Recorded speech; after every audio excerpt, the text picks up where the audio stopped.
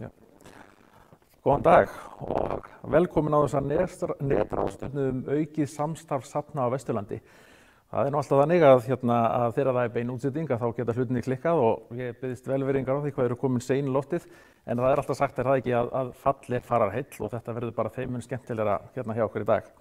En við erum að senda hérðan úr safni Hóls og Borgarfjarðar af fasta sýningunni Börn í 100 ár og það afskaplega viðeigandi að vera að senda hérna út úr þessu umhverfi vegna þess að söfnin okkar á Vesturlandi og bara alls staðar í heiminum eru okkar samfélögum gríðarlega mikilvæg og eru rauninni sál samfélagana. Hérna og þar og hérna eru varðveitt og miðla sögu, menningu og listum. Þarna einmitt menningin og þekkingin samofin og skjólstæðingar safnana koma úr öllum áttum, úr öllum aldurshópum og öllum stigum samfélagsins. Þannig eru söfnin rétti vettvangurinn til að miðla þekkingunni og menningunni, efla átthagafræðslu og veita innblástur í menningarlegri nýsköpun. Söfnin þurfa þannig að þróast í takti tíðarandann og nýlega höfum við séð hvað söfnin urðu gríðarlega mikilvæg þáttur í uppbyggingu afþreyingar fyrir ferðamenn og þá jafnt innlenda sem erlenda ferðamenn.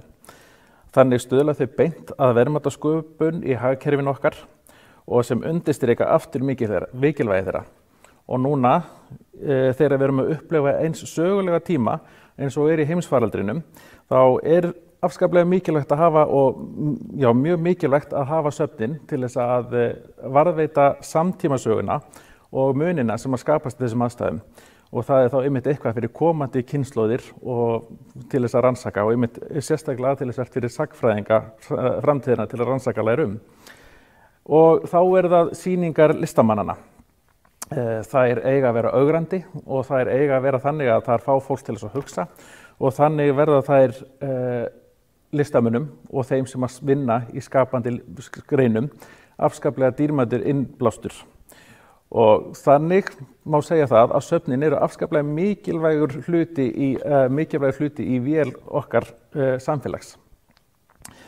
En allt breytingum háð og við sem samfélag höfum neyðst til þess að gera rafræn undanfarnum mánuðum og þannig sýnum við að söfnin þróast í takti tíman og tíðarandann og því ráðstefna núna í streymi. Yfirskrift ráðstefnunar aukið samstarf safna á Vesturlandi.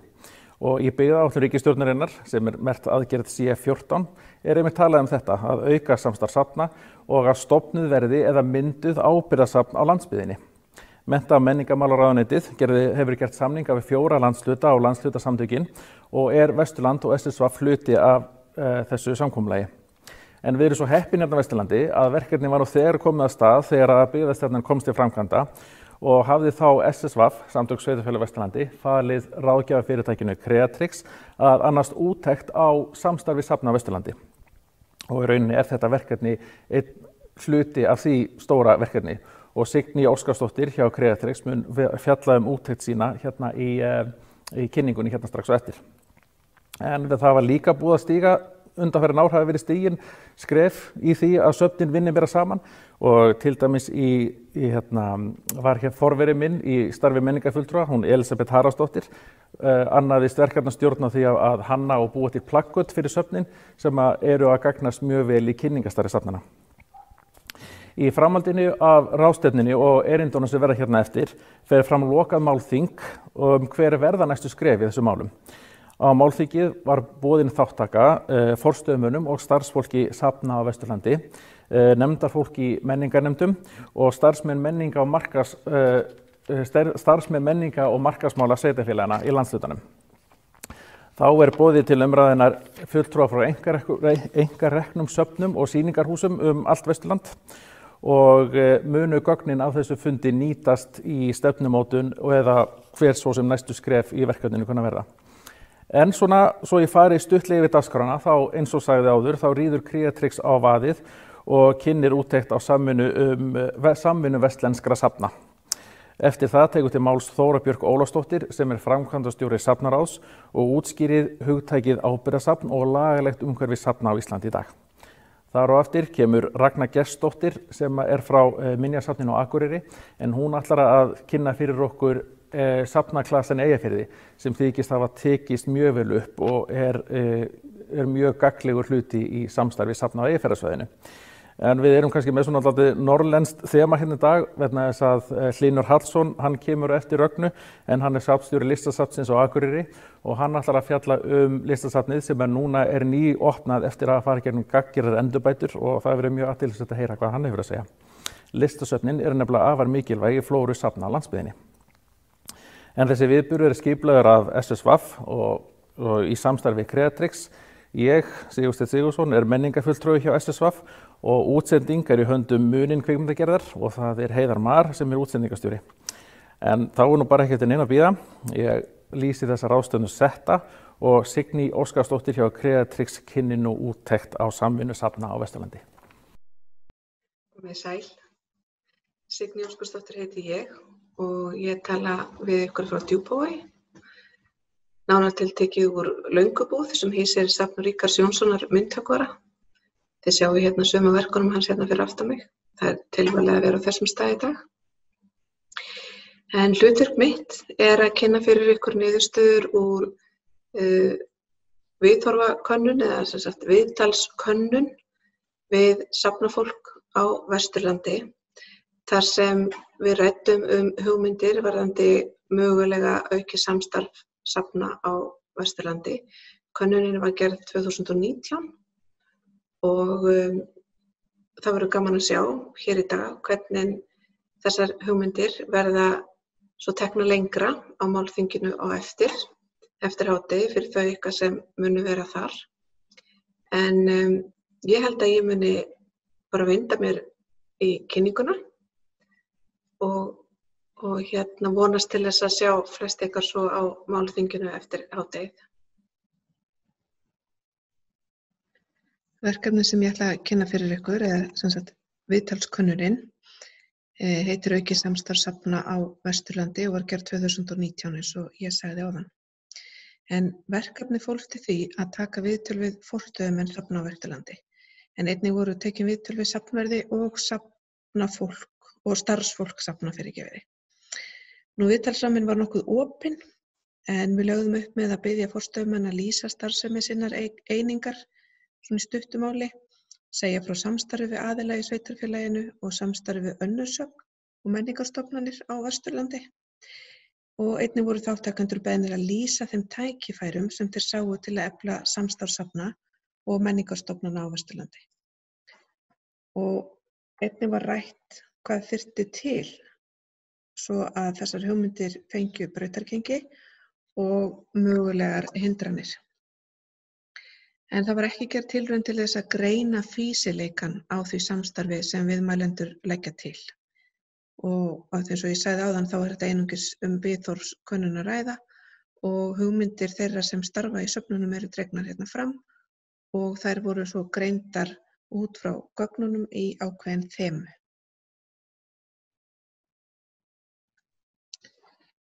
Það viðeigandi að gera aðeins grein fyrir því hvað felst í hugtakinu safn og hvernig unnið var með það hugtak í þessu verkefni.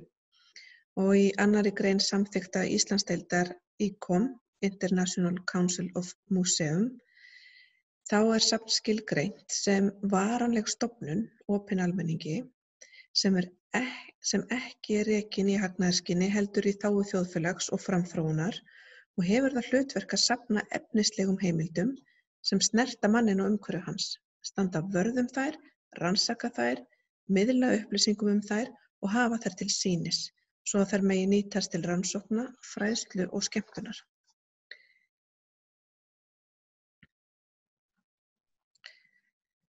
Hugtakið safn svo sérstaklega skilgreint í safnalögum og í lögunum segir að söfn séu varanlegar stofnanir sem starfa í þágu almennings og eru ekki rekin í hagnaðarskyni. Þau skulu vera opin almenningi. Og hlutverk þeirra að tryggja menningar og náttúruarf Íslands, varpa ljósi á menningar, náttúru og listasögur landsins, styrkja safnkost og heimildasöfnun innan síns sérsviðs og gera safnakost sinn og heimildasöfn aðgengileg almenningi og fræðimönnum. Í starfi sínu skulu söfn hafa að leiðarljósi að auka lífsgæði manna með því að efla skilning á þróun og stöðu menningar, lista, náttúru eða vísinda. Og þau söfn sem hér fjallað falla öll að einhverju leyti undir þessar skilgreiningar, þó svo að ekki öll söfnin standi ein og sér undir öllum þeim þáttum sem skilgreina safn. En það ljóst að samstarf safna gerir það að verkum að minni söfnin standa betur undir nafnbótinni. Það því gengið út frá því, eða var gengið út frá því í þessu verkefni, að söfnin sem fjallað geti með einum eða öðrum hætti kallað sig safn í þessum skilningi. Tekin voru viðtöl í þessum ofangreindu sveitarfélögum á Vesturlandi og undir hverju sveitarfélagi má sjá heiti safna í eigu eða einhverju leyti í rekstri sveitarfélaganna. Og í viðtölunum kom fram að mörg safnanna eru í töluverðu samstarfi innan sinna sveitarfélaga og það samstarf bæði við ýmsar stofnanir eins og skóla, leikskóla, dvalarheimili, félagasamtök af ýmsu tagi sem og við setur, sýningar og listamenn sem ekki heyra beint undir rekstur sveitarfélaganna. Samstarf safna á Vesturlandi hefur bæði verið beint á milli safna sem og í gegnum samtök sveitarfélaga á Vesturlandi, meðal annars með liðstyrk menningarfulltrúa og eins hefur samstarfið á Snæfellsnesi verið mikið í gegnum svæðisgarðinn. Og hér sjáið þið nokkur grautlega mynd þar sem við reynum að draga upp tengingar á milli safna á Vesturlandi og eins og þið sjáið þá eru fjölmörg listasöfn og bókasöfn og náttúrugripasöfn, ljósmyndasöfn og héraðsskjalasöfn á Vesturlandi. Og að auki þá eru ákveðin byggðasöfn skilgreind sem viðurkennd söfn samkvæmt safnaráði. En það eru 4 söfn á Vesturlandi rekin af sveitarfélögunum sem teljast viðurkennd söfn í þessum skilningi og það eru byggðasafn Dalamanna, byggðasafn Snæfellinga og Hnappdæla, norska húsið, byggðasafnið í Görðum Akranesi og byggðasafn Borgarfjarðar eða safnahús. Landbúnaðarsafn Íslands einnig viðurkennt safn en ekki í rekstri sveitarfélags. Í sumum sveitarfélögum þar sem ekki eru starfandi héraðsskjalasöfn sér Þjóðskjalasafn það verkefni. Sá háttur einmitt hafður á hjá Snæfellsbæ, Stykkishólmsbæ, Grundarfjarðarbæ, Helgafellssveit og Eyja- og Miklaholtshreppi. Og hér var einungis, eins og áður kemur fram, rætt við safnafólk sem starfar í söfnum sem eru í eigu eða rekstri sveitarfélaga á Vesturlandi, en þess ber þó að geta að auk þeirra safna þá eru fjölmörg önnur söfn, setur og sýningar og samtök sem ekki heyra beint undir sveitarfélögin en eru í samstarfi eða tengjast safnamálum á Vesturlandi. Og þar má nefna svæðisgarðinn Snæfellsnes, Landbúnaðarsafnið á Hvanneyri, Snorrastofu, samtök sveitarfélaga á Vesturlandi og áfram mætti telja.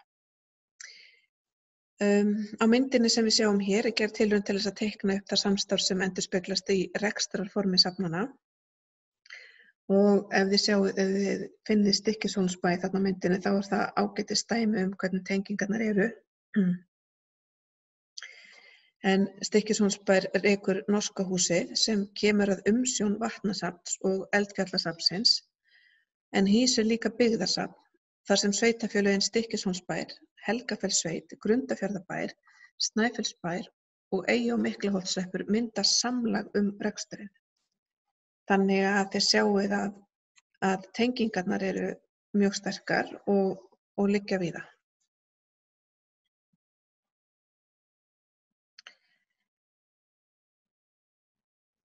Flest söfnin á Vesturlandi, eins og áður kom fram, eru í miklu samstarfi bæði í sínum sveitarfélögum og á Vesturlandsvísu.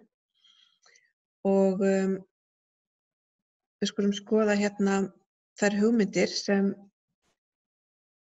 safnafólk hafði aukið samstarf. Og þegar við vinnum með hugmyndundar sem framkomu í viðtölunum, þá gátum við auðveldlega settar fram í eftirfarandi 4 flokka. Það eru sem sagt markaðs- og kynningamál, samvinnu, sameiginleg verkefni og ný eða sameinuð söfn. Þannig að þegar eitthvað kom endurtekið upp þá fluttum það til í svona þema og gátum þá greint þessa 4 flokka út frá svörum viðmælenda.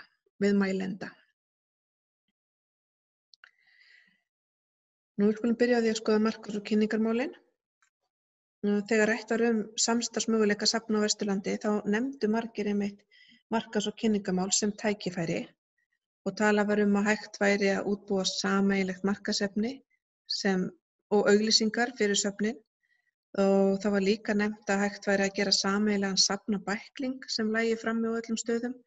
Sameiginlegt safnakort var hugmynd sem kom upp og gagnvirkur snertiskjár. Nokkrir viðmælendur nefndu veggspjöld sem voru unnin fyrir söfnin sem dæmi vel heppna samstarf safna á Vesturlandi og töldum að meira mætti gera því á meðan aðrir orðuðu að veggspjöldin hefði ekki náð nógu langt sem kynningarefni. Námskeið í nýtingu samfélagsmiðla var líka tekið sem dæmi gott samstarf á Vesturlandi. Flestir töluðu að nýta mætti samfélagsmiðlana meira og efla hæfni starfsmanna til að nýta þá betur í markaðs- og kynningarstarfi.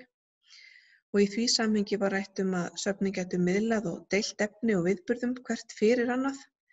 Þá nefndi einn viðmælandi að gera mætti sameiginlegt aðgangskort og skipuleggja safnahring á Vesturlandi fyrir ferðamenn. Annar nefndi að það gæti verið gott að fá markaðsstofu Vesturlands til að heimsækja ferðaskrifstofur fyrir söfnin og sjá hvort að hægt væri að láta þau passa inn í ferðir ferðahópa eða skipuleggja ferðir fyrir starfsfólk ferðaskrifstofa í söfnin sjálf.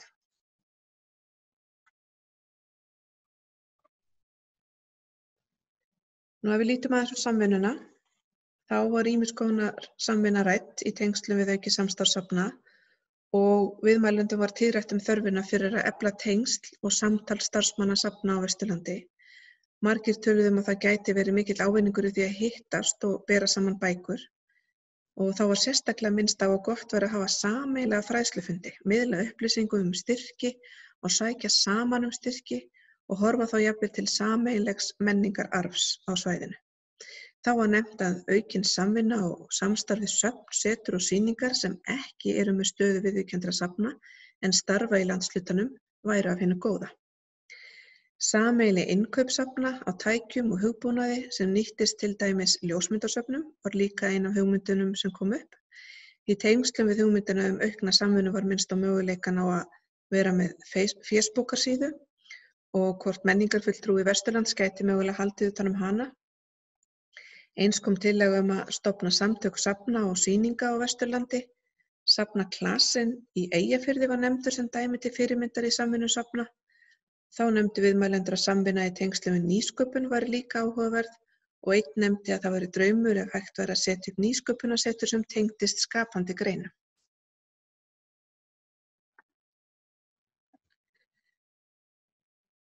Og varðandi sameiginleg verkefni, þá voru það nokkrir viðmælendur sem nefndu að þeir vildu sjá fleiri sýningar fara á milli staða og að gripir af öllu svæðinu væru sýndir. Það var talað málþing safna á Vesturlandi og sú hugmynd kom upp nokkuð oft og við erum hér í dag að koma aðeins til móts við þá hugmynd. Rætt var að á slíku þingi væri hægt að eiga samtal samstarf safna og standa sameiginlegri fræðslu, námskeiðum og heimsóknum sérfræðinga og enn og aftur þá erum við á þeirri vegferð hér í dag.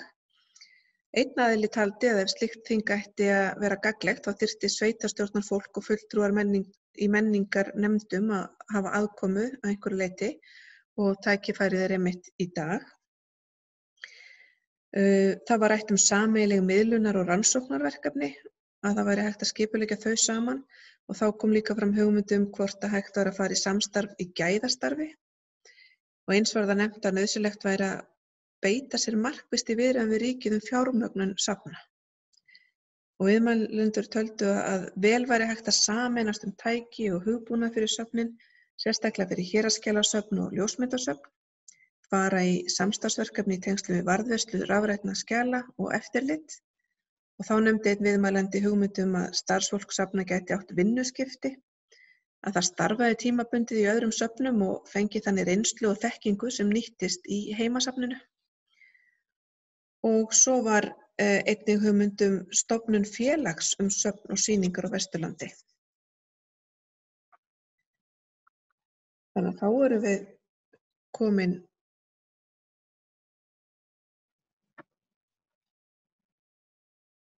í nýja eða sameinuð söfn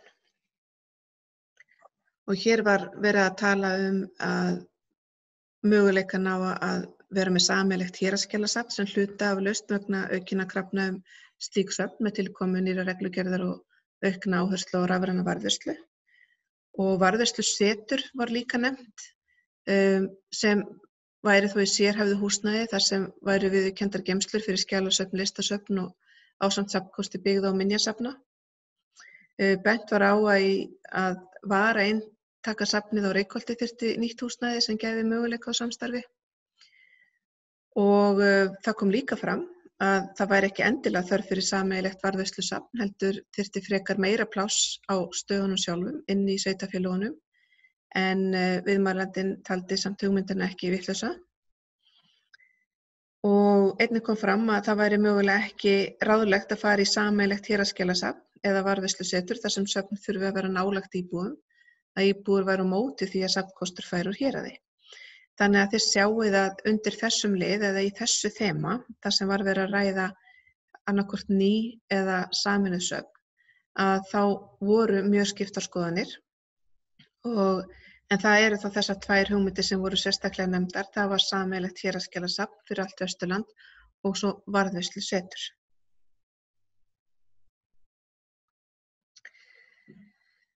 Við spurðum líka viðmælendur hvað þyrfti til að auka samstarfssafna og hérna eru nokkrir svona punktar dregnir saman. Oft var fólk að telja fram sömu hugmyndir eða sem sagt sömu þarfir til þess að efla samstarfið. Og þið sjáið að þarna er verið að tala vilja sveitarstjórna að faglegri og uppbyggjandi starfsemi viðurkenndra safna í fjórðungnum. Og það þarf að koma einhvern veginn á stað umræðu rafrænu stjórnsýsluna á vettvangi sveitarstjórna. Og hittast oftar, fara í heimsóknir á milli safna, fræðslufundirnir, þetta hefur allt komið fram á það áður. Við þurfum að sýna frumkvæði stendur þarna. Varðandi ljósmyndasafn þá þarf starfsmann og gera starfssamning. Það þarf líka að vera það þarf að vera einhver gulrót fyrir þá sem eiga að vera að taka þátt í samstarfi. Það þarf að vera eitthvað virði í samstarfinu. Og að verkefni séu verðug að samstarf auðgi og auðveldi vinnu þeirra sem koma að samstarfinu. Og þarf að passa vel inn í mælanleg markmið.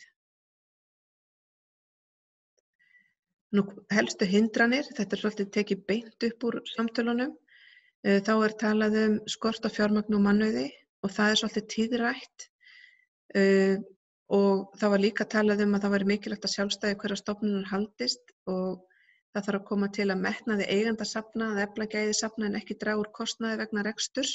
Þannig að þið sjáið að þarna er svolítið verið að vísa til fjármuna og rekstrarskilyrða. Og svo náttúrulega getur verið hindrun þessi landfræðilega og mismunandi saga menning milli héraða. Aftur, samstarf kostar tíma og peninga sem eru mjög svo takmörkuð auðlind viðurkenndra safna, stendur hér.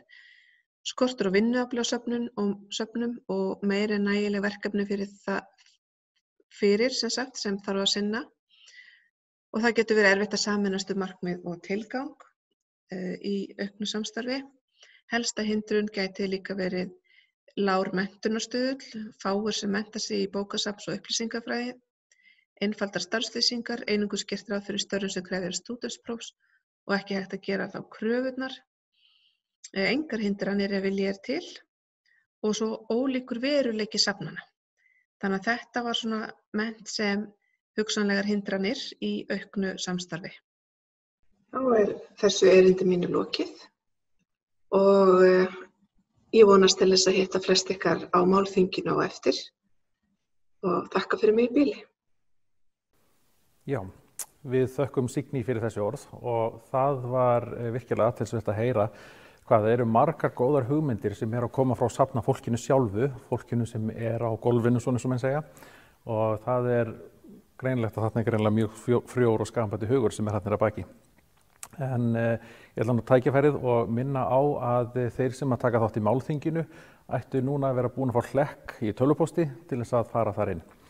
En næst á mælendaskrá Þóra Björk Ólafsdóttir sem framkvæmdastjóri Safnaráðs Íslands og hún ætlar aðeins að fræða okkur hlutverk safna í íslensku samfélagi. Góðan daginn. Ég vil byrja að þakka fyrir það að fá að halda erindi á þessari ráðstefnu Samtaka sveitarfélaga á Vesturlandi aukið samstarf safna á Vesturlandi. Þóra Björk Ólafsdóttir heiti ég og framkvæmdastjóri Safnaráðs. Ég viðskiptafræðingur og með meistarapróf í safnafræði og hef rannsakað nokkuð rekstrarumhverfi safna. Í dag ætla ég að fjalla stuttlega umhverfi safnastarfsemi á Íslandi frá lagalegu sjónarhorni, faglegu og aðeins rekstrarlegu. Eins og þið sjáið þá ég á mjög næmitranáta að taka upp einhvern Zoom-forriti þegar andlitið á mér sem hérna agalega lítið í horninu fer fyrir textan þá reyni ég að færa mig í burtu. En við skulum bara sjá hvort þetta gangi ekki bara vel. Ég vil hefja þennan fyrirlestur með því að hamra á 5 þættu hlutverki safna. Þið kannski þekkið þá öll, en þessa 5 grunnþætti safnastarfs verða söfn að sinna til þess að vera söfn. Byggja þessi 5 grunnatriði á alþjóðlegum reglum alþjóðasamtaka ICOM. Söfnum allan heim eiga að fara eftir þessum grunnreglum, hvort sem þau í Djibouti eða á Djúpavogi. Ef við horfum á þessi 5 atriði sem einhvers konar keðju, þá fyrsti hlekkurinn að safna. Því einhver það safnkosturinn að vera. Svo kemur að skrá safnkostinn. Það þarf að varðveita hann,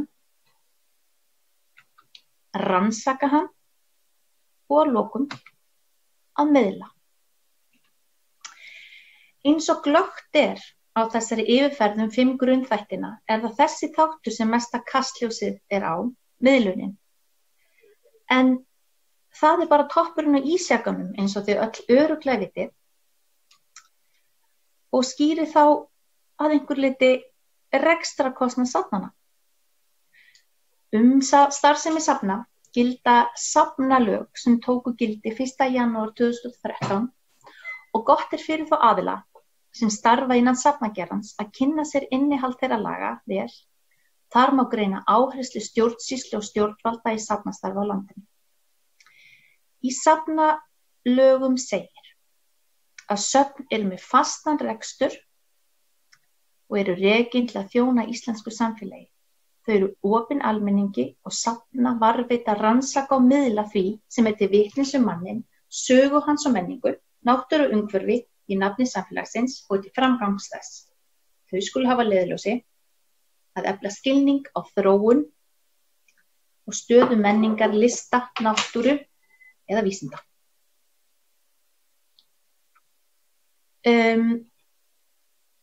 Auk safnalaga númer 141/2011 gilda eftirfarandi lög. Lög menningarminjar númer 80/2012, lög þjóðminjasafn, lög náttúruminjasafn Íslands og myndlistarlög. Auk þess sem minnst á safn og safnaráð í einhverjum fleiri lögum. Lög menningarminja fjalla ýmislegt snerti menningararfinn og á þeim lögum starfa minjastofnun á sviði menningarminja. Notkun íslenska hugtaksins safn hefur stundum vafist fyrir mönnum. Það sem að ræða hugtak sem bæði notað yfir hinar eiginlegu stofnanir sem sinna öllum þáttum safnastarfs og einnig fyrir saman safnhluta eða safnkostinn sjálfa, eins og á ensku collection. Safnalög voru fyrst sett árið 2001 og komu þá í stað þjóðminjalaga. Og giltu þau lög með breytingum til áramóta 2013 en núverandi safnalög tóku gildi. En hver tilgangur laganna? Hann að setja safnastarfsemi í landinu fastari skorður, að úthluta fé til safna á faglegum forsendum, stuðla að öflugu safnastarfi, stuðla að aðgengi almennings að menningar og náttúruarfi, skilgreina skyldur og skilyrði viðurkenndra safna og skilgreina ábyrgð ríkisins á faglegum rekstri safna með öflugu eftirliti.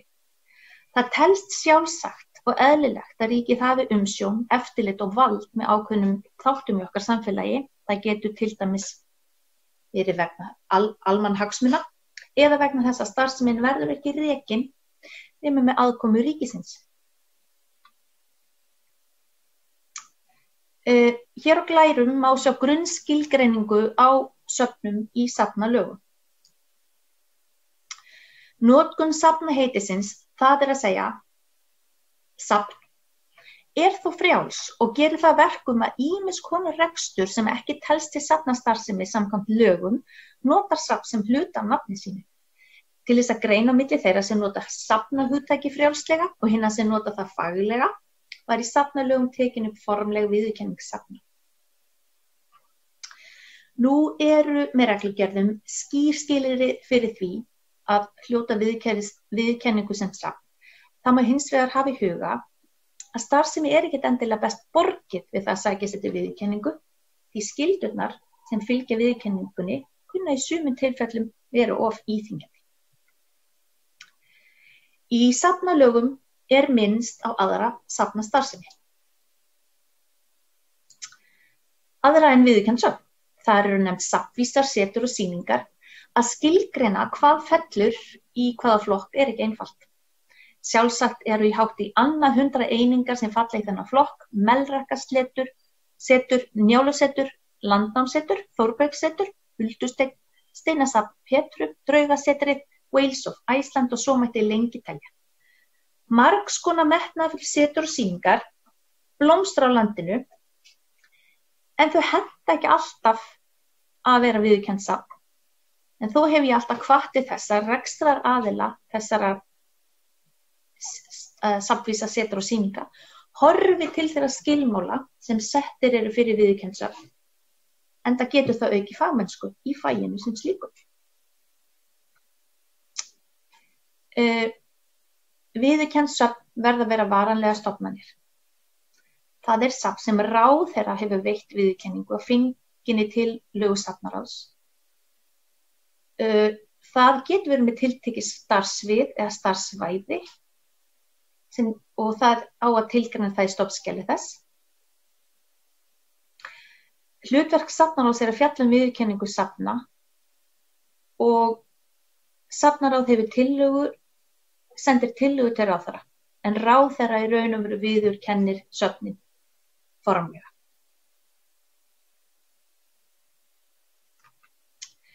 Hér koma nokkrar staðreyndir viðurkennd söfn. Það eru 46 viðurkennd söfn á landinu í augnablikinu.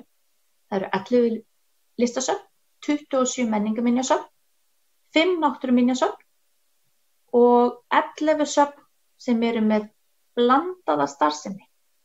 Blönduð starfsemi þá safn sem rekið ásamt öðrum menningarstofnunum með fleiri en eitt safn undir sér. Sem dæmi akkurat safnið sem þessi ráðstefna haldin í, safnahúsið í Borgarnesi.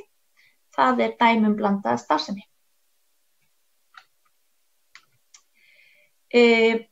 Flest söfn eru í eigu sveitarfélaga.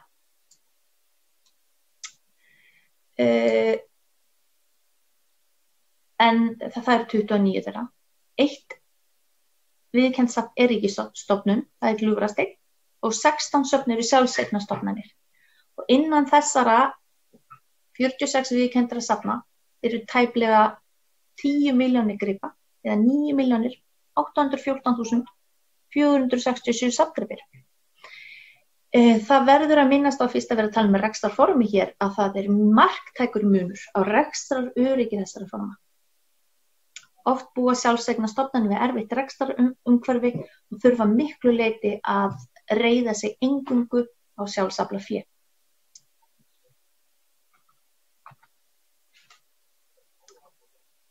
Að öðlast viðurkenningu.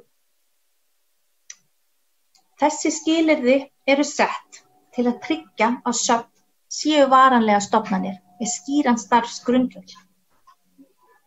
Og ég þreytist ekki að hamra þeirri kröfu sem settir á eigendur safna að tryggja safninu fjárhagsgrundvöll svo hægt sé að halda út í eðlilegri starfsemi. Rekstrargrundvöllur safna verður að koma frá eigendum eða bakhjörlum Við verðum að horfa á þetta sem menningarstarfsemi sem ekki stendur undir sér, með sértekjum. Það bara grundvallar atriði. Hérna var ég eru talin upp skilin til að öðlast viðurkenningu, eignarhald, það þarf að hafa sjálfstæðan fjárhag, aðskilin frá öðrum rekstri, starfa til stofnskrá, starfa við skilmála eftir skilmálum safnaráðs. Það þarf að veita skólanemendum aðgang án gjaldtöku, aðgengi að húsnæði skal vera í samræmi við lög og reglugerðir og svo skal starfa í samræmi við siðareglur alþjóðaráðs ICOM, auk þess að starfa eftir ákvæðum laga. Alþjóðlegar siðareglur ICOM eru skrifaðar inn í safnalög. Viðurkennd söfn eiga að starfa eftir þessum alþjóðlegu siðareglum til þess að eiga möguleika á því að vera viðurkennd safn. Alþjóðlega siðareglur og samþykktir safna eru gefnar út af alþjóðaráði safna ICOM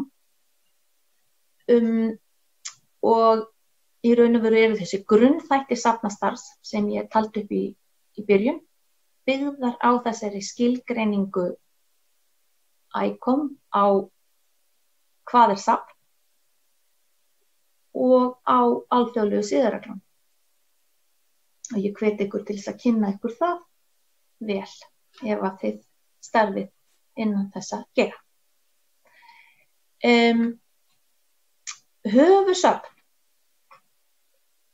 Höfuðsöfn skulu hafa forystu í málefnum safna á sínu sviði. Þau skulu stuðla að eflingu og samræmi í safnastarfi og leiða faglegt samstarf safna og annarra aðila. Höfuðsöfn skulu leita sig að efla og auka þekkingu og færni starfsfólks safna. Höfuðsöfn í eigu ríkisins og eru miðstöðvar safnastarfsemi hvert á sínu sviði. Þau eru stofnuð með lögum þar sem nánar kveðið starfsemi þeirra. Þau eru öðru söfnum til ráðgjafar. Og skulu stuðla að samvinnu safna og samræmdri safnastefnu hvert á sínu sviði. Höfuðsöfnin eru 3 á Íslandi. Það Listasafn Íslands. Það höfuðsafn á sviði listminja. Það Náttúruminjasafn Íslands sem höfuðsafn á sviði náttúruminja og Þjóðminjasafn Íslands sem höfuðsafn á sviði menningarminja. Þjóðminjasafn og náttúruminjasafn byggja tilvist sína og sérlögum starfsemina en Listasafn Ísland frá 1. janúar 2013 rekið á grundvelli myndlistarlaga. Áður giltu reyndar sérlögum safnið og þessi breyting í anda fleiri laga, til dæmis leiklistarlaga sem gilda í Þjóðleikhúsið.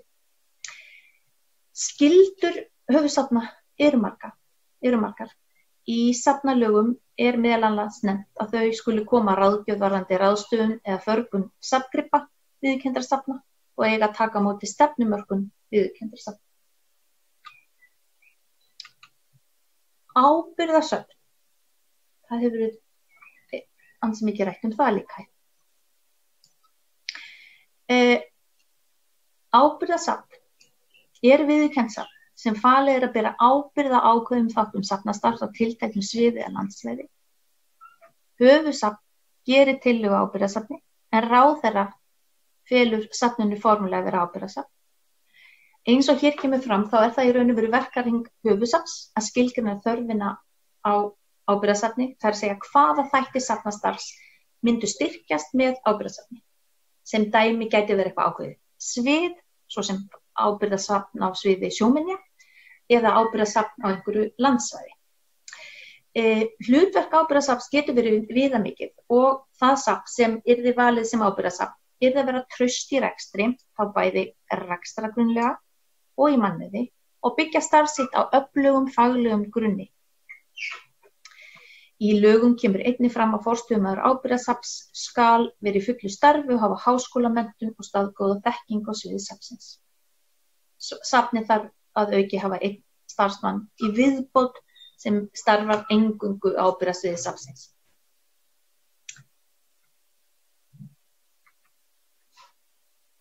En varðandi hvernig ábyrgðarsafn yrði ákvarðað, ef til þess kæmi, mennta- og menningarmálaráðherra samþykkti tillögu höfuðsafnanna og safnaráðs val á ábyrgðarsöfnum árið 2017. Í tillöguna kemur meðal annars fram að eftir að höfuðsafn hefur skilgreint þörf fyrir ábyrgðarsafn og safnaráð gefið álit sitt tillaga höfuðsafns eða safnanna sent til ráðuneytisins. Og eftir að safnaráð myndi samþykkja tillöguna, þá yrði auglýst eftir viðurkenndu söfnum sem telja sig þess komin að gegna hlutverki ábyrgðarsafns á auglýstu sviði. Umsóknir yrðu þá metnar á höfuðsafni söfnum, safnaráð myndi gefa álit á því og tillaga niðurstöðu send til ráðherra til samþykktar. Nánar myndi vera samið verkefnið í samningi milli hlutaðeigandi aðila, en ég vil koma framfæri að ekki hefur komið á því að þessi þáttur safnalaga hefur komið til framkvæmdar og eru í raun og veru ýmsar ástæður fyrir því. Helst það að ekki hefur verið fastsett hvernig samningurinn er í fjármagnaður, það er að segja ekki hefur ákvarðað fjármagn í fjárlögum eða fjármálaáætlun. En þó hefur við verið svolítið að hugsa máta hvernig þessu yrði framfylgt. Til dæmis með þeim styrk sem menntamálaráðuneytið veitti til skoðunar og rekstri og samvinnu safna sem þetta málþing byggir á, ef mér skjátlast ekki. Hér má sjá hlutverk safnaráðs eins og þau eru skrifuð í safnalög. Ég ætla nú ekki að lesa þau upp. En safnaráð stjórnsýslunefnd sem skipuð af mennta- og menningarmálaráðherra til 4 ár í senn. Safnaráð rekur skrifstofu sem er sem sagt rekin af framkvæmdastjóra sem ég. Ráðið ráðgefandi nefnd gagnvart ráðherra og meginhlutverkið þá að hafa eftirlit með safnastarfsemi í landinu, vinna stefnumörkun safnastarf, fjalla viðurkenninga safna og veita umsagnir styrkumsóknir í safnasjóð. Í safnaráði sitja 5 aðalmenn, 2 aðilar formaður og varaformaður skipaðir án tilnefningar af ráðherra, 1 aðili tilnefndur af FÍSOS, Félag íslenskra safna og safnana, 1 aðili tilnefndur af Íslandsdeild ICOM og 1 aðili tilnefndur af Sambandi íslenskra sveitarfélaga. Forstöðumenn höfuðsafna sitja einnig fundi safnaráð stöðu sinna vegna og þar undirbyggst það mikla og góða samstarf á milli ráðsins og höfuðsafnanna. En auk þessara verkefna sem er talin hér upp, hefur ráðið unnið að mörgum verkefnum sem tengja safnamálum og safnastarfi og eru miklu og góðu samstarfi við ýmsa aðila innanlands og utan. Úr safnasjóði úthluta 2 sinnum á ári, það aðalúthlutun á vori. Þar veitti bæði styrk til 1 árs og öndvegi styrki til 2 til 3 ára og öndvegi styrkir fara eingöngu til viðurkenndra safna. Auka úthlutun seinni hluta árs, þeir styrkir eru eingöngu til viðurkenndra safna og veitti til að efla faglegt starf safna. Nú, í ljósi áhrifa COVID-19 var ákveðið að hafa úthlutunina fyrr og hún í gangi núna. Og síðasti úthlutunar umsóknardagur í dag, föstudaginn 12. júní. Rekstrarfé safnaráðs og safnasjóðs nú 250 milljónir árlega sem skiptist í styrki til safna og safnastarfsemi, kostnaði við eftirlit með söfnum og svo rekstur safnaráðs og skrifstofu. Eftirlit með viðurkenndum söfnum þríþætt. Þetta stór þáttur af starfsemi safnaráðs. Viðurkenndu söfnin þurfa að taka þátt í þessu hverju ári með einhverjum hætti. Eftirlit með rekstri safns, þau senda inn árlega skýrslu viðurkenndra safna til ráðsins. Þar veita söfnin safnaráði upplýsingar rekstur sinn og í þessum skýrslum safnast mikið af tölfræðilegum upplýsingum. Við höfum tölur mörg ára aftur í tíma og þetta eru mikilvægar upplýsingar sem það væri ánægilegt að vera hægt að vinna betur úr. Við erum með eftirlit með húsakosti safnsins og þetta eftirlit sem fer kannski hvert safn fer í gegn á svona 5 ára fresti. 38 söfn, ef ég skemmtlast ekki, hafa farið í gegnum þetta eftirlit. Hver hringur í raun og þegar þú færð frá því þú færð tilkynningu eftirliti þar til að það búið, þá það 23 ár sem það tekur. Það eru menntaðir forverðir sem sitja í eftirlitsnefnd safnaráðs og sinna þessu eftirliti. Svo það eftirlit með skráningu gripa. Það hófst núna, bara núna í vor, með samhliða styrkjum og safnasjóði frá 2020 til skráninga. Þetta einhvers konar símat á skráningu safna í SARP. Og þessi hluti unnin í samstarfi við rekstrarfélag SARPs.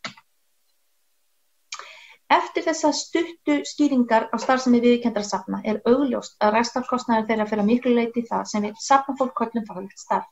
Starfið bak við tjöldin. En gesturinn sér bara þessi einu starfsemi, miðlun. Framtíð safna.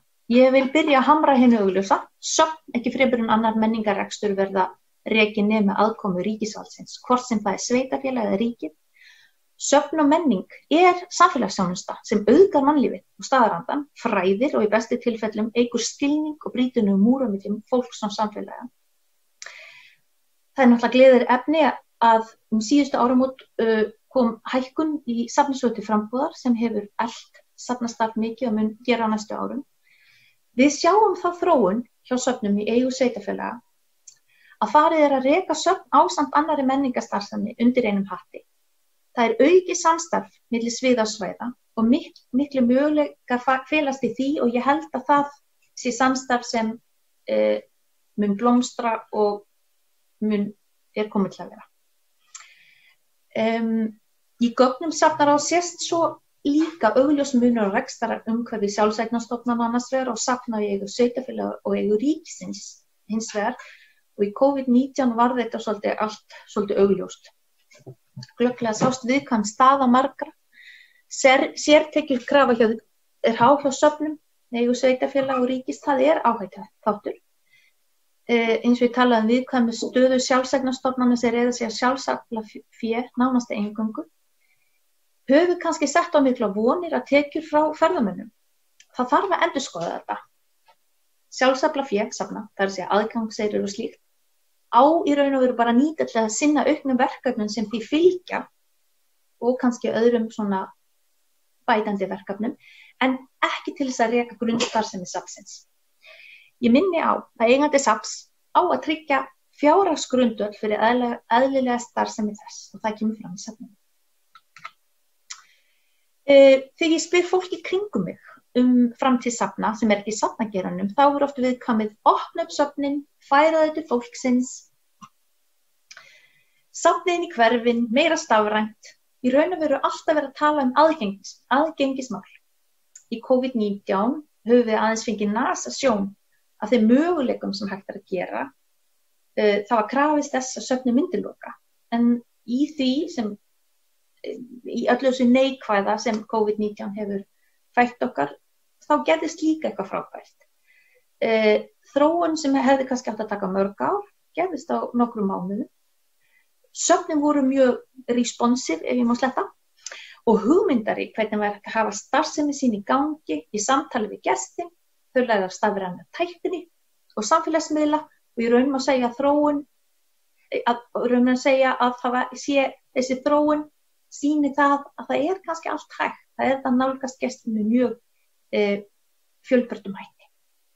Með aðgengi má líka ræða það aðgengi sem þarf að vera á forsendum gestsins og hans styrkleika. Við erum náttúrulega alls konar.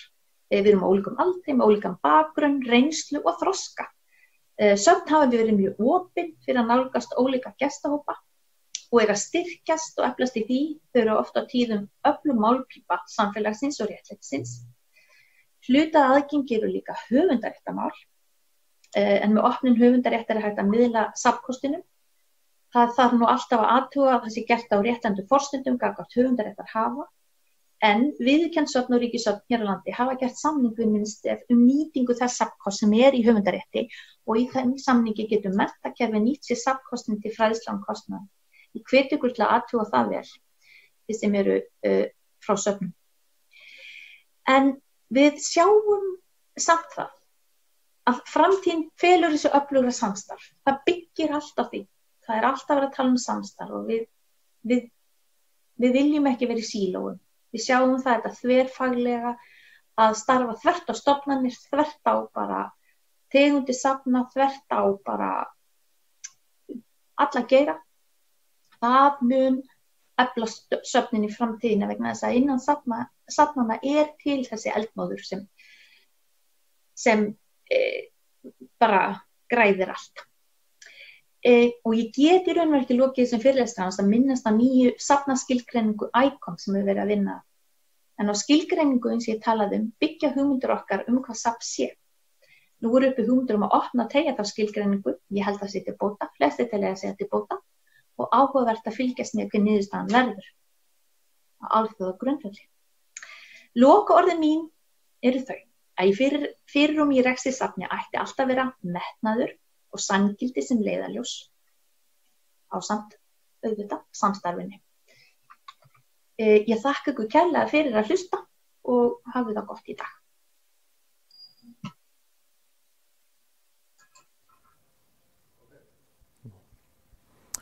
Já, við þökkum Þóru fyrir þetta erindi og það gott að glöggva sig á þessum málum, hvert umhverfi, lagalegt umhverfi safna á Íslandi í dag. En við höldum áfram. Næst það kynning á safnaklassanum í Eyjafirði og það Ragna Gestsdóttir sem starfandi á Minjasafninu á Akureyri sem núna með erindi. Gjörið svo vel. Góðan daginn. Ég heiti Ragna Gestsdóttir og starfsmaður Minjasafnsins á Akureyri. Ég ætla að segja ykkur frá starfsemi safnaklassa Eyjafjarðar, segja frá þeim vettvangi almennt, hvernig samstarfinu og skipulaginu hjá okkur háttað og okkar helstu verkefnum.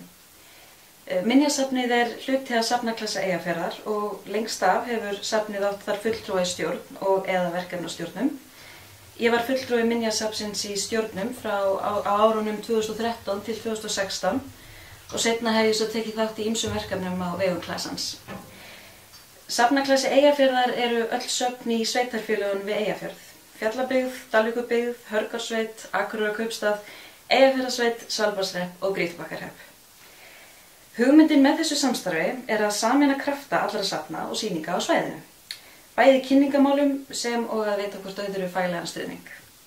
Söfn og sýningar eru oft fámennir vinnustaðir og þar sem fólk þarf að ganga í flest eða ekki öll verk og þau verkefni eru svo sannarlega fjölbreytt og lúta málefnum bæði út á við í samfélaginu sem og allt innra starf.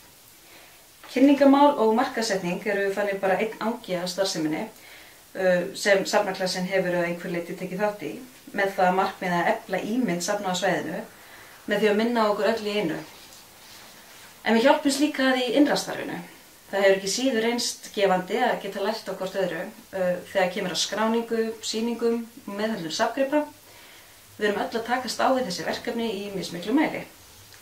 Safnaklassin næstum öll söfn og sýningar á Eyjafjarðarsvæðinu, eða 20 aðilar, sem eru mjög ólíkir, bæði hvað varðar söfnunarsvið og rekstrargrundvöll. Í safnaklassanum eru söfn sem eru rekin á sveitarfélögum á svæðinu, eins og byggðasöfn, listasafn, bókasöfn, og eins og í tilfelli Minjasafnsins á Akureyri þá það í eigu 5 sveitarfélaga við Eyjafjörð og með rekstrareiningar í fleiri en einu sveitarfélagi og alls 5 söfn á sínum vegum. Sum söfn í safnaklassanum eru í einhverjum tilfellum styrkt af sveitarfélögum en reksturinn í höndum sjálfseignarstofnana eða félagasamtaka sem byggja reksturinn á sjálfsaflafé. Einnig eru sjálfseignarstofnanir sem misjafnlega margir koma að, bæði félagasamtök, fyrirtæki og stundum sveitarfélög. Og svo það einkarekin söfn sem starfa á forsendum faglegs safna eða sýningarstarfs og eiga þar af leiðandi samleið með okkur í safnaklassanum. Þannig að fyrirkomulag rekstursins á ýmsa vegu. Þetta samstarf hefur í gangi í 15 ár og auðvitað hafa aðilar komið og farið úr þessu samstarfi og bæði söfn og sýningar orðið til og hægt starfsemi. En þessi vettvangur, safnaklassin, hann bara hugsaður sem viðbót við starfsemina og sem faglegur vettvangur fyrir safnafólk á svæðinu. Safnaklassin sér ekki kynningamál fyrir söfn eða sýningar að öðru leyti en að taka á móti kynningarefni sem söfn leggja til þegar ákveðið að fara í sameiginleg verkefni. Safnaklassin þannig viðbót við allt sem söfnin þurfa að starfa að sjálf til að halda sjó. Þannig að þegar og ef einhver starfandi á safni, þá getur viðkomandi tekið þátt í þessu samstarfi.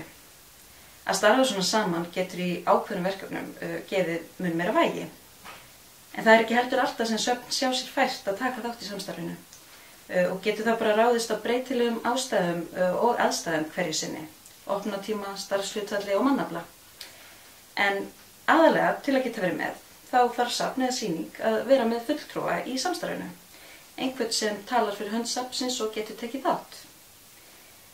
Safnaklasin kannski ekki þekkt sem eining svona út á við, allavega ekki undir þessu heiti, en það ekki hugmyndi með samstarfinu. Það eru allir með sína starfsemi á eigin vegum og með sín sérkenni, söfnuna og sýningastefnu og rekstrarform. Það eru allir með annaðhvort eigin heimasíðu eða aðra samfélagsmiðlasíðu. Allir útbúa sitt kynningarefni og vinna í að koma sér og sínu safni á framfæri. En samfélagið meðvitað að það eru mörg söfn á svæðinu. Við höfum náð að skapa þá ímynd með bæði safnadögunum okkar og sameiginlegum auglýsingum. Fólk veit af okkur, þó þurfum við kannski oftast að gera eitthvað sérstakt til að fá nærsamfélagið inn í heimsókn til okkar á söfnin, ekki bara ferðamenn. Og þar sem við erum með í okkar félagsskap, til dæmis bókasafn, listasafn, byggðasafn, sjóminjasafn, torfbæ, mótorhjólasafn, flugsafn, leikfangasafn, skáldahús og fleiri, þá eru verkefni safnanna mjög ólík. En við eigum samt margt sameiginlegt, bæði í þessu innra og ytra starfi. Við erum öll að halda utan safnkostun okkar á einhvern hátt, skrá í gagnagrunna og koma haganlega og aðgengilega upplýsingum og heimildum fyrir, sem auðvitað forsenda fyrir því að gera það sem hefur verið safnað aðgengilegt, bæði til rannsóknar og skemmtunar, sem það að gera í tengslu við sýningahald og viðburði.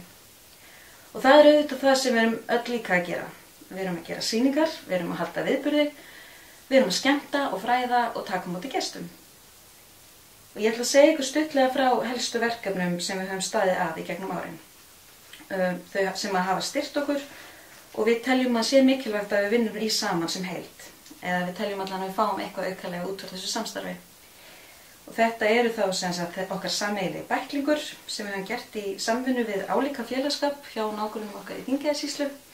Ég ætla að segja ykkur frá Eyfirska safnadeginum, samsýningu safnana, námskeiðum, fyrirlesturum og öðru sem við höfum verið að gera saman. Og ég ætla að byrja að tala það sem snýr að kynningamálum og ímyndinni, semst bæklingnum, safnadeginum og sýningarhaldi. Það ætti að hafa verið að birtast annars slagið í þessu erindi hjá mér myndir af ýmsu kynningarefni okkar gegnum árin. Sameiginlegar auglýsingar, myndir frá viðburðum og þið hafið séð nokkra útgáfur af því sem við höfum verið að gera og hvernig það hefur þróast. En bæklingurinn, hann hefur komið út þegar við höfum fengið styrk frá Eyþing eða sóknaráætlun Norðurlands eystra. Við höfum gefið bæklingin út 6 sinnum. Við höfum þá prentað upplag sem dugir okkur í svona 2-3 ár og svo endurnýjum við, bætum hann og breytum. Þetta hefur sína kosti og galla eins og allt prentað efni sem ekkert uppfært reglulega og frá svona mörgum og ólíkum aðilum sem allir taka líka sjálfstæðar ákvarðanir breytingar og eins og breytingar á opnatíma og gjaldskrám og sýningum og öðru slíku. Og það getur verið alveg flókið að gera slíkan bækling sem á enda svona lengi þegar tæplega 40 aðilar að auglýsa sig svona saman á eigin vegum. Og alla jafna þá höfum við bara unnið þessa vinnu sjálf, annaðhvort stjórn safnaklasans eða þar til skipuð verkefnastjórn og þá annaðhvort í sjálfboðastarfi eða meðfram öðrum störfum. Og það hefur bara reynst náttúrulega gríðarleg vinna að gefa út svona bækling og halda utan um hann. En okkur finnst bæklingurinn skipta okkur máli. Okkur finnst gott að geta verið með sameiginlegt kynningarefni sem við dreifum hérna á svæðinu. Þannig að þrátt fyrir alla netmiðla og sjálfstætt kynningarefni þá höfum við haldið í bæklingin. Þó að sé í rauninni alltaf óvissa á milli ára hvort að hann verið gefinn út áfram. Og auðvitað eru opinberir aðilar sem kynna svæðisbundna starfsemi og taka saman álíka upplýsingar. Markaðsstofurnar, Akureyrarstofa, menningarfulltrúar sveitarfélaga, á heimasíðum hvers sveitarfélags hægt að nálgast allar þessar upplýsingar í rauninni. Þær samantektir ná annarkvort þá yfir stærra heildarsvæði en við störfum út frá eða minni svæðum. Hvert safn fyrir sig tekur þannig þátt í slíkum kynningum og sér sig þar. En eftir að þessi tónn var settur að tala söfn í Eyjafirði, þá hefur það bara einhvern veginn reynst okkur vel að við teljum. Afmarkað svæði fyrir okkur að vinna með, 1/4 en margir þéttbýliskjarnar og mjög mikið að vera til að vinna með. Og varðandi safnadaginn, svona safnadagar eru auðvitað víða land í ólíkum útferðslum. Við höldum okkar í Eyjafirði á sumardaginn 1. sem í enda apríl. Við færðum hann fyrir nokkrum árum, nú vorum alltaf með hann fyrstu helgin í maí. Okkar nálgun á safnadaginn var að þetta gagngert til að kynna söfnin fyrir nærsamfélaginu. Það hefur alltaf verið frítt á söfnin þennan dag og við höfum verið að reyna að gera okkur aðgengileg fyrir íbúum á svæðinu. Þess vegna héldum við þetta líka svona fyrir utan mesta ferðamannatímann. Það skapar alveg líka smá vandamál því auðvitað eru mörg söfn sem eru bara með opið á sumrin og eru á þessum árstíma varla að byrja með starfsemi eða komið starfsfólk. Þess vegna ekki endilega alltaf öll söfn með á þessum degi. Það fer bara eftir aðstæðum svona hvert vor fyrir sig. En við erum oftast á bilinu 15-20 aðilar sem taka þátt í deginum. Við höfum svona til gamans haft þema á safnadaginn sem hvert safn útfærir svo bara eins og þeim hendar. Það fyrst og fremst gert til að sýna að þó við séum svona ólík þá getum við fundið sameiginlega snertifleti. Hversu frjálslega túlka sem það svo hjá hverju safni. Samsýning safnaklasans í menningarhúsinu Hofi á Akureyri var angi af þessu. Við opnuðum sýninguna oft á safnadaginn eða í kringum þann tíma og gripirnir fengu að standa sumarið. Markmiðið var að sýna hvað fjölbreytileikinn mikil á svæðinu, en við erum það mörg að bara einn gripur frá hverju safni gaf mjög góða mynd af fjölbreytileikanum sem var í boði. Og þetta svona í grófum dráttum starfið okkar út á við, þó margt hafa auðvitað breyst og verið gert í gegnum árin. En það sem við höfum líka alltaf reynt að vinna að og í samþykktum félagsins og yfirlýstur tilgangur og skiptir okkur líka bara miklu máli, það að stuðla fræðslu og endurmenntun innan hópsins. Við höfum verið að fá til okkar námskeið og fyrirlesara þegar við sjáum eitthvað sem hentar fyrir hópinn. Sem dæmi þetta þá höfum við fengið inn fyrirlesara og starfsmenn safna utan safnaklasans til að kynna málefni sem varða starfið. Það hefur til dæmis verið haldið kynninga á starfi ICOM, Alþjóðlegu safnaráði og Íslandsdeildinni, en íslensk safnalög eru tengd alþjóðlegum lögum safna. Við höfum líka fengið kynningu á starfsemi Bláa skjaldarins sem eru alþjóðleg samtök verndun menningarverðmeta. Við fengum nýlega 2 námskeið til Akureyrar, annað var skráningu í sameiginlegan gagnagrunn safna, sarpur.is, sem flest söfn skrái og þá buðu fleiri söfnum á Norðurlandi að taka þátt. Einnig erum við nýbúin að sitja námskeið meðhöndlun safnkosts og við fengum til þess forvörð til að fræða okkur þau mál. Þannig að þó að aðilar safnaklassans séu mjög ólíkir, þá finnum við oftast einhvern sameiginlegan flöt. Auðvitað henta ekki öll námskeiðin alltaf öllum og það taka ekki allir alltaf þátt, en bæði söfnunar og sýningarstarfi, það sameinar okkur líka. Og eitt af því sem við höfum verið að gera undanfarin ár að fara svæðið og heimsækja hvort annað. Við skiptumst á að halda aðalfundi og svo í kjölfarið þá sýnum við hvort öðru hvað við erum að gera. Sýnum sýningarnar okkar, skoðum húsakynni og geymslurnar. Þannig kynnumst við og fáum stuðning, kannski leitum við ráða, fáum hugmyndir og auðvitað aukum við þá bara skilningin okkar á störfum og aðstæðum safnanna í kringum okkur. Það er alltaf eitthvað nýtt að gerast og landslagið í þessum efnum breytast. Svo það er bara mjög mikilvægt að halda líka bara góðum tengslum og vita hvað er að gerast í kringum okkur. Og svona í lokin þá erum við auðvitað komin sem heild á samfélagsmiðla og erum að fikra okkur þar áfram. En það er bara í þróun hvernig við eigum að gera það sem þessi ákveðna heild. Við erum á Facebook og nýlega líka Instagram. Þessar síður byrjuðu fyrst og fremst út af þessum viðburði eyfirska safnadeginum. En svo þegar við fórum að koma bæklingnum í rafrænt form og öll söfn fóru auðvitað að vera duglegri að búa til viðburði á samfélagsmiðlum, þá vantaði okkur einhvern vettvang til að koma þessu á framfæri. Við kynnum okkur á Facebook og Instagram undir heitinu Söfn og sýningar við Eyjafjörð pluss hashtagið Eyfirski á Instagram. Þar erum við bara að reyna að setja inn efni sjálf, hvert safn fyrir sig þegar tilefni til. Og markmiðið er auðvitað að gera aðgengilegt fyrir þá sem er að leita sér að þess konar afþreyingu að sjá okkur saman á einum stað. Og það sem er auðvelt svona að koma upplýsingum á framfæri hratt og breytilega. Og svo nota þennan vettvang til að beina fólki áfram inn á síður safnanna þar sem nánari upplýsingar er yfirleitt að finna. En þetta er ennþá aukaafurð hjá okkur og við erum að reyna að finna út hvernig er best að færa svona sameiginlegar kynningar á jafn kvikt form og samfélagsmiðlar eru. En annars þá er mjög lítið hægt að fletta okkur upp í netheimum sem þessari heild safnaklasi Eyjafjarðar. Það er nefnilega mjög margar áskoranir við að halda út svona samstarfi. Það er margt mjög gott og gefandi við þetta og við fáum margt út úr þessu, en þessu fyrirkomulagi eru ýmis takmörk sett. Það er mikil vinna á bak við allt sem gerist í svona samstarfi. Hver auglýsing hönnun, viðburður, Facebook-versla, námskeið eða skemmtun, að safna saman og halda sambandi við svona mörg söfn og ólíka aðila bara mjög stórt dæmi sem fólk hefur bara mjög misjöfn tök á að sinna sem auka afurð í safnastarfinu. Minni söfn með starfsmenn í mjög litlu starfshlutfalli eða í sjálfboðastarfi, það getur bara mjög erfitt fyrir þessa aðila að taka þátt, hvort sem það að senda fólk á námskeið eða bara hreinlega að svara erindum.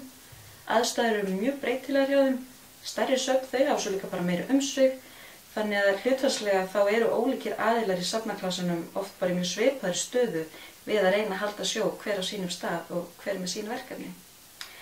En ef það einhverjar spurningar varðandi safnaklassa Eyjafjarðar, þá er velkomið að senda mér fyrirspurnir. Það eru upplýsingar um mig á heimasíðu Minjasafnsins á Akureyri og annars bara þakka ég fyrir mig og vona að þetta hafi verið fróðlegt. Takk kærlega fyrir þetta, Ragna, frá Minjasafninu á Akureyri. En við erum samt ekki alveg farin af Eyjafjarðarsvæðinu af því að við ætlum núna að kíkja aðeins inn í Akureyri og fara í Listagilið. Þar er Hlynur Hallsson, safnstjóri hjá Listasafninu á Akureyri og hann ætlar að kynna aðeins fyrir okkur starfið og hvað er að gerast í Listasafninu á Akureyri. Gjörðu svo vel. Góðan dag og velkomin í Listasafnið á Akureyri. Ég heiti Hlynur Hallsson og er safnstjóri hérna. Listasafnið á Akureyri var stofnað árið 1993 og hérna er staðsett hérna í gömlu mjólkursamlagsbyggingu KEA í Gilinu á Akureyri. Áður var þetta kallað Kaupfélagsgilið en nú gengur þetta undir nafninu Listagilið. Er sem sagt í Kaupvangsstræti í miðbænum á Akureyri. Og á 25 ára afmæli safnsins árið 2018 þá opnuðum við safnið eftir miklar endurbætur og stækkun. Þá var efsta hæðin á húsinu, 4. hæðin, tekin í notkun með stórum og björtum sölum og auk þess var byggð tengibygging á milli mjólkursamlagsins og ketilhússins, tengibygging á 2 hæðum með nýjum inngangi í safnið sem er aðgengulegur fyrir fatlaða og hreyfihamlaða og kaffihúsi og á efri hæðinni er myndlistasalur. Það var arkitektastofan Kurt & Pí sem hannaði þessar framkvæmdir og breytingar sem að fólk er ansi ánægt með og safnið var tilnefnt til hönnunarverðlauna Íslands og fékk byggingarlistaverðlaun Akureyrar fyrir þessa ný byggingu og þessa framkvæmdir. Safnið það eru 12 salir í safninu, eða 12 sýningarými getur maður sagt, vegna þess að við teljum hérna með svona útisvalir en notum þær líka sem sýningarými. Og þetta þýðir það að safnið getur verið, það er opið alla daga ársins. Þurfum aldrei að loka, jafnvel þó við séum að skipta sýningar og núna í gangi í safninu eru til dæmis 9 sýningar. Við erum nýbúin að opna 5 sýningar og meðan að við vorum að setja upp þær sýningar, þá voru 4 aðrar sýningar í gangi. Og þetta skiptir auðvitað miklu máli. Safnið er opið alla daga frá klukkan 12 til 5 og við erum 7 starfsmenn hérna í safninu í 6 stöðugildum og auk þess er starfsfólk í móttöku. Starfsfólki skiptist þannig að það er fólk á skrifstofu, það er kynningarstjóri, við erum með 2 krafta í hálfum stöðum í safnkennslunni og svo er það auðvitað í sambandi við uppsetningu sýninga og þess áttar og húsvörður. Það var mikilvægur líka. Þegar að þessar umbætur voru í gangi, þegar að safnið var þá veltum við auðvitað fyrir okkur hvað þyrfti að vera í safninu, vegna þess að safnið er ekki bara listasafn. Við erum líka með gestavinnustofur hérna og auðvitað safnfræðslurými sem er heilmikið notað af skólahópum og listagilið sem heild og innan veggja listasafnsins með sér inngangi eru sýningarrekin, sjálfstætt rekin sýningarými rekin af listamönnum í flestum tilfellum. Þetta er Mjólkubúðin sem er rekin af myndlistafélaginu, Rösk sem er hópur myndlistakvenna. Hinum megin við götuna er Deglan sem Gilfélagið rekur og svo var að flytja inn á jarðhæð Ketilhússins listhópurinn Kaktus sem eiginlega svona fjölistahópur, hefur verið að fremja gjörninga saman og inniheldur bæði myndlistamenn og tónlistamenn og fleiri og fleiri. Aðeins kannski að segja ykkur svona frá samstarfi safnsins líka við önnur söfn. Og við höfum verið í heilmiklu samstarfi bæði aðalnáttúrulega við önnur listasöfn. Til dæmis eins og listasafn ASÍ. Eins og þið vitið kannski þá listasafn ASÍ býr yfir frábærum safnkosti en hefur hins vegar ekkert hús til að sýna í. Og þess vegna það bara vel þegið hjá þeim að við bjóðum upp á sal og tökum við sýningum frá þeim. Og það hefur gengið mjög vel. Við höfum sett 2 slíkar sýningar upp og fleiri eru í undirbúningi á þarnæsta ári. Og síðan það þetta heilmikið samstarf við til dæmis Hafnarborg í Hafnarfirði. Þar erum við að setja upp sýningu, svona yfirlit sýningu á verkum Þorvaldar Þorsteinssonar sem opnar á Akureyrarvöku núna í lok ágúst og sú sýning mun fara síðan til Hafnarfjarðar og verða sett upp þar á næsta ári. Við höfum auðvitað verið í miklu samstarfi auðvitað við Listasafn Reykjavíkur, fengið sýningar frá þeim eins og sýningu Lúísu Matthíasdóttur og næsta ári fyrirhuguð svona stór sýning á verkum Erró hér í safninu og Listasafn Íslands sjálfsögðu líka sem svona höfuð safn á sviði myndlistar. Við höfum fengið sýningu frá þeim á verkum Nínu Tryggvadóttur til dæmis og auk þessi verk inn í aðra sýningar eins og sýninguna núna Þorvald Þorsteinsson. Í ágúst þá fáum við lánuð verk frá Listasafni Íslands. Við höfum líka verið í sambandi við söfn eins og Listasafn Árnesinga í Hveragerði. Settum upp sýningu fyrir nokkrum árum á verkum íslenskra samtímalistamanna, 6 og hún var sett upp hér í safninu og fór síðan í Hveragerði og var sett upp þar. Við höfum líka verið í samstarfi við önnur söfn og þetta í heilmiklu samstarfi við Minjasafnið á Akureyri.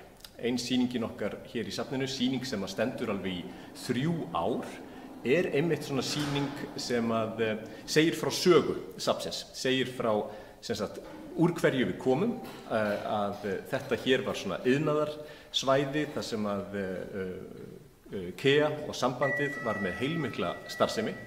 Hér var ekki bara mjólkursamlag, kaffibrennsla, efnagerð, gosdrykkjaframleiðsla, málningaverksmiðja og sápugerð, svo eitthvað sé nefnt. Og þessi sýning sem þá fengum við myndir, gamla ljósmyndir frá Minjasafninu, segja svona dálítið frá því hvernig þetta kaupfélagsskil varð til sem varð síðan að Listagili.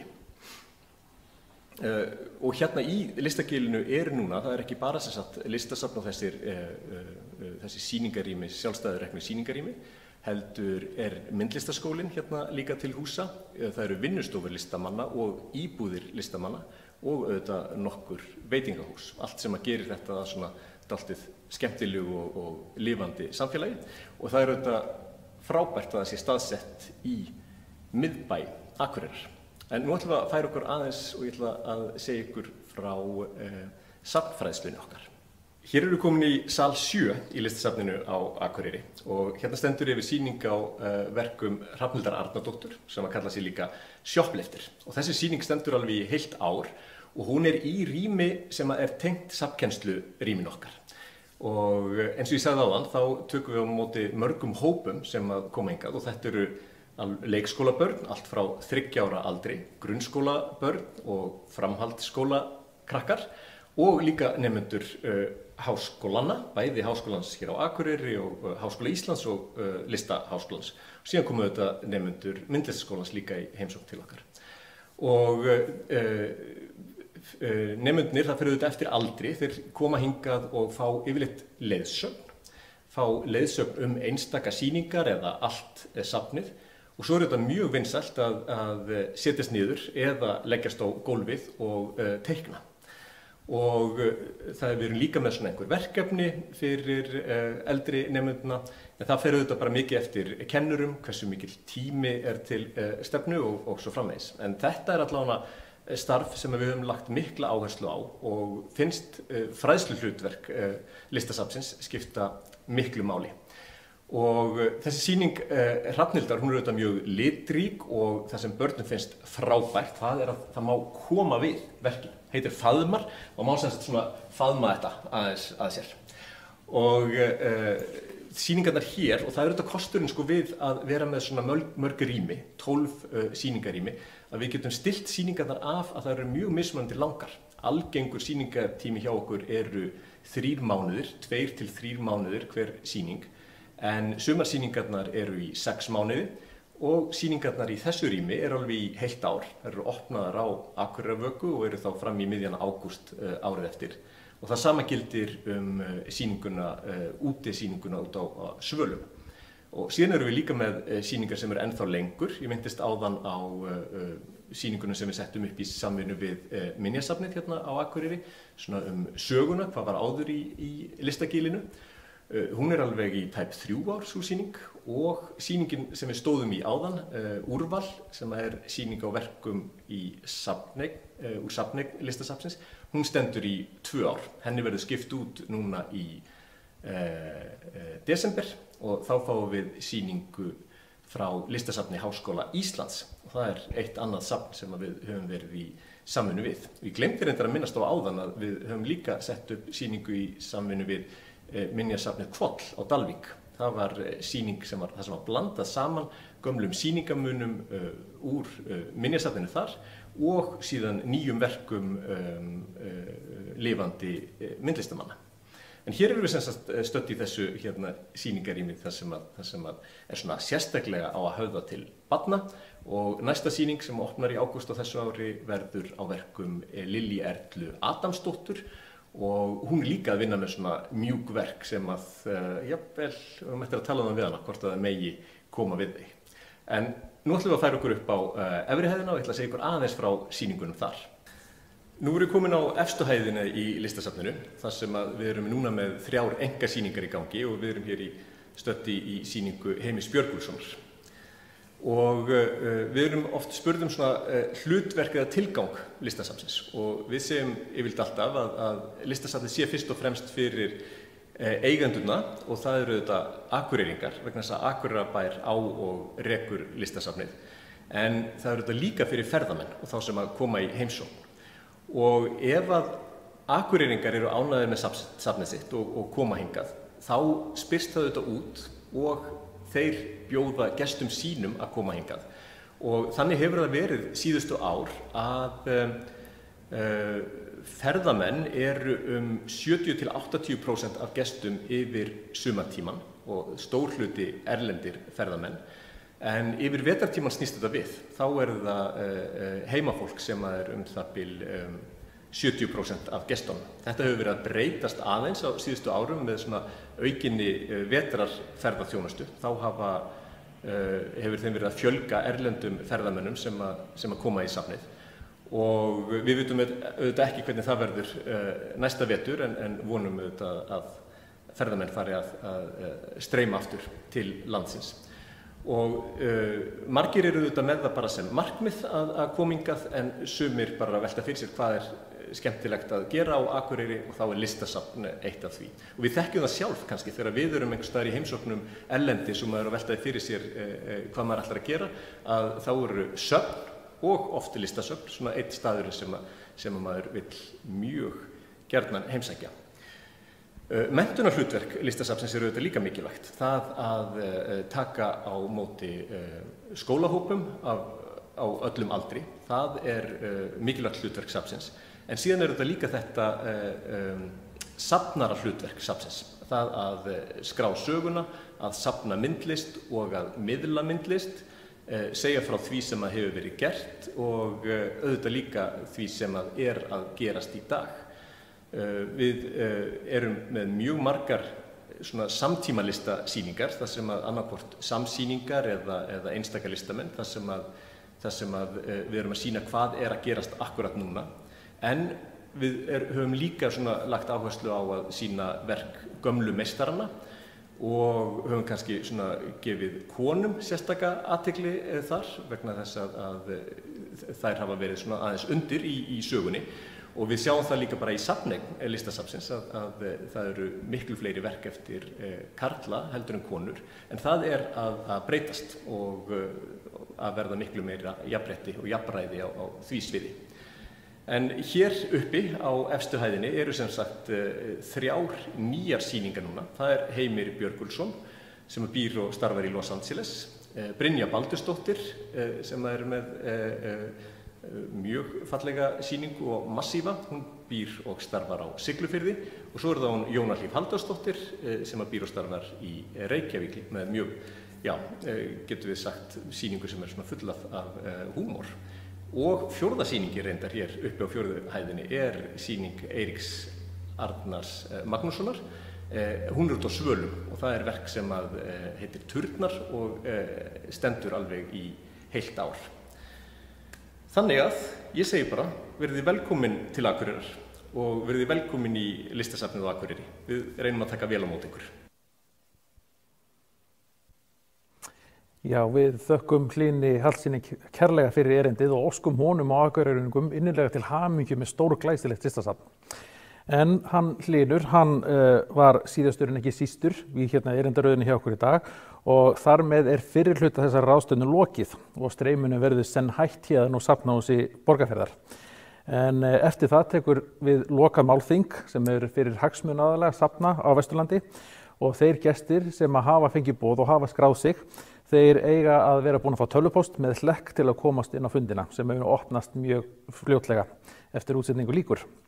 En við hjá Samtök og sveitarfélög á Vesturlandi, við þökkum Creatrix kærlega fyrir samstarfið við skipulagningu þessa viðburðar og það þá Signý Óskarsdóttir og Magnús Nótt hjá að fá þakkir.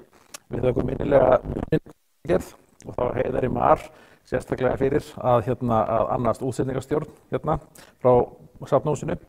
Við þökkum líka auðvitað safnahúsi Borgarfjarðar kærlega fyrir að taka okkur inn og vera mjög liðleg og með smá andlega hjálp þegar tæknin var að stríða okkur í morgun. Og síðast en ekki síst þá þökkum við einnig fyrir fyrirlesurunum sem kom í dag. Það Þóra Björk Ólafsdóttir frá Safnaráði, Ragna Gestsdóttir frá Minjasafninu á Akureyri og Hlynur Hallsson frá Listasafninu á Akureyri.